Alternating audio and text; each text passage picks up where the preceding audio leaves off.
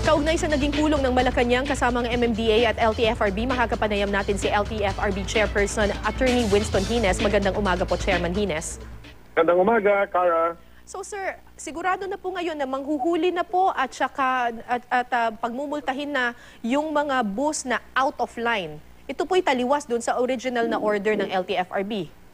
Hindi po ito taliwas. Ito po ay talagang una naman na nating naging desisyon po ito. In fact, para yung mga out of line sa probinsya, yung mga outside of Metro Manila ay pinayagan po ito para maisiguro natin na mayroong mga sasakyan ng ating mga kababayan. Yung mga out of line lang po na pumapasok ng Metro Manila at yan din naman Sonoro, wala nung giliwan yan ay mga hinuhuli po namin. No? So nagkaroon lang po ng paglilinaw kung ano ang mga hindi papayagan at sino ang mga papayagan. Nagkasundo na po kami dito kaya wala pong mga binaliktad na mga issuances ng LTFRB. Lalong-lalo po sa mga truck. Ang mga truck po natin, inagahan lang yung no apprehension. Ginawa na lang pong instead of August 59, August 15. Pwede pa rin pong bumiyaya ang mga green-plated trucks kahit wala mo ng PA. Pero hanggang August 15 lamang, ilang araw na lang natitira, 7 araw. Pagkatapos po noon ay manghuhuli na ang LTFRB August 16 at 200 multa. Yung mga provisional authority po naman na-issue po namin sa lahat ng mga trucks ay may validity po ito at ito ay kilalanin at ipapatupad hanggang October 17. At 120th day po na Joint Administrative Order 2014-01. Sir, pakipaliwanag po sa amin, ano po ba itong provisional permit? Sino po bang mga truck ang binibigyan ang qualified para makakuha ng provisional authority or provisional permit? Apo, ito ang mga trucks for hire. Ito po yung mga pinapaupahan. Sila po ay binabayaran dahil sa kanilang negosyo at pag nag-apply po sila sa amin ng kanilang Certificate of Public Convenience or prangkisa at may motion na bigyan din sila ng provisional authority or temporary permit habang pinoproseso po natin yung kanilang application, ay ito muna yung samantalang ibigay nila para hindi sila mahinto at naman mahinto din ang pagsilbi nila sa ating industriya at sa ating ekonomiya. At gaano po karami ang mga truck na merong provisional authority ngayon? Apo, alam niyo po, itong mga trucks, hindi po ito mga bago. Dati na po yan, ngayon lamang, dating Colorum, ngayon lamang po nagkaroon sila ng apply na po sila. Kaya ito ay, as of now, may 30,000 na nag-apply na po sa amin. At ito na po yung mga na-issue. Pero time and again, ini-emphasize po namin, hindi ito mga bago. Dati na po ito, nagpapaligal lang ng kanilang operasyon po sa ngayon. So hindi po ito yung mga out of line? At hindi ito yung mga Colorum? Wala pong out of line sa mga truck. Wala pong out of line sa mga truck.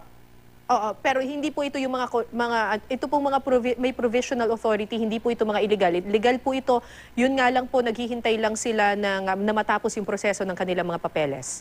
Opo, dahil po silang mga Colorum ngayon po ay nag-apply na para bang mga rebelde po bumalik na sa fold of law, nag-apply na po sila ng kanilang prangkisa, binigyan po natin ng temporary permit by October 17, ay may issue na rin po namin ang kanilang prangkisa. So, sir, bakit po kayo nagpatupad noon ng no apprehension policy? Para po doon sa mga hindi pa nakakapag-apply at ito ay sinusugan naman din po ng mga economic managers po natin at para nga doon sa pagtulong sa hindi pagtikip ng port congestion. Ano? Actually, alam nyo, kahapon ay willing na po kami na i-lift immediately yung no apprehension dahil lahat po ng mga port users na truck ay nabigyan na natin ng provisional authority. No? Ito mga 30,000 ito po. No? Pero nakiusap rin po ang mga secretaries na by August 15 lang magno-normalize ang port operation natin. Kaya nakiusap po sila na hanggat August 15, pwede pa natin silang payagan. So we were upheld that matter po. Okay.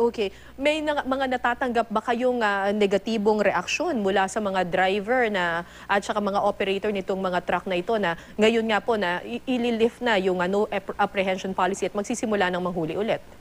Sa palagay po namin ay may sapat pa namang panahon sila. Kung sino pa ho hindi nakakapag-apply, gagawin ko na rin po itong pagkakataon na to para bigyan po sila ng babala na mag-apply na po sila hanggat sa aming opisina, sa regional offices po namin para ma-issuehan po natin. Kung sino man ang hindi makakapag-apply by August 16 ay They will be apprehended by MMDA, by the LGUs, by LTO, and the LTFRB. Okay, ang manghuhuli po nitong mga truck na ito na walang provisional authority, LTFRB po or joint po ito ng LTFRB at saka ng MMDA? Kasama po yan, pati po ang ating mga LGU enforcers po yan, ay pwede po silang manghuli niyan on their own traffic ordinances po. Sir, maiba po ako. Sunod-sunod po yung mga aksidenteng kinasasangkutan ng mga truck. Wala bang magagawang LTFRB para maparusahan ng mga ito? Hindi ba sila pwedeng tanggalan ng prangkisa? Alam nyo, yan nga po ang gusto natin. Alam nyo kasi 11,000 lang yung mga trucks na nakarehistro po sa amin. Ngayon, at ito ay sila ay bumalik na sa fold natin. O ibig sabihin, under our jurisdiction na po sila. Ngayon namin sila maire-regulate. Kakalimbawa rin po yan ng mga bus po dati. Lahat ng mga yan, dahil under our jurisdiction, ay pwede po namin yan parusahan, pwede namin i-cancela at bigyan ng mga suspensyon. Pero hanggat hindi ho namin yan na under ng jurisdiction namin, kolorum ang mga yan, ay wala ho kaming jurisdiction over them. Kaya ito po yung isang kagandahan. Sa ngayon, ay ma-under na namin, titingnan na po namin ang roadworthiness ng mga ito, titingnan na namin yung kanilang age limit at yung sakaling pag-phase out kung nararapat naman po. Sir, sa mga luma. Sir, yung sa mga bus naman po, ano na po ang final po na desisyon patungkol po dito sa pag-apprehend sa kanila? Opo, ito ay yung naging agreement din po dito ay ang mga papayagan sa Metro Manila at ganoon din po sa mga iba ay yung mga meron lang pong prangkisa ang pwedeng pumasok ng Metro Manila. At ito rin lang ang pinapayagan paraan natin noon. Ang mga kolorum, ang mga out of line, na wala akong linya rito sa Metro Manila ay hindi po pwedeng pumasok at sila ay pwedeng hulihin at patawan ng 1 million penalty ng LTO. Yung initial po kasi, ganyan po yung sa JAW po, di ba? Ang sinabi nyo nga po na papatawan ng malaking multa yung mga out of line na mga bus. Pero biglang, kumbaga, nag-hesitate yung LTFRB at hindi muna pinatuloy itong JAW. So ngayon, manghuhuli na po ulit. Alam mo, Kara, ito ay suspended pa din sa mga provincial ruta natin para sabi ko nga, hindi magkaroon ng kabawasan o ng kakulangan ng mga ruta po roon. Ito rin naman po, paglilinaw lang po ito dun sa ating naging unang policy na suspension ng out of line. At ito ay hindi naman kami nag-atubili. Noon ay ginawa na po natin day 1, may 20-day apprehension, may 20 units apprehension po tayo kagad. Pero inagsaalang-alang po natin yung mas nakakaraming kapakanan, hindi lamang po dito sa Metro Manila, pero yung buong bansa po natin tinitingnan. Ngayon, na-clarify na po yan, anyone entering Metro Manila without any franchise ay paghuhulihin at pagmumultahin po. Alright, malinaw po. Maraming salamat po, Attorney Winston Hines, ang chairman po ng LTFRB. Maraming salamat, Kara. Thank you, sir.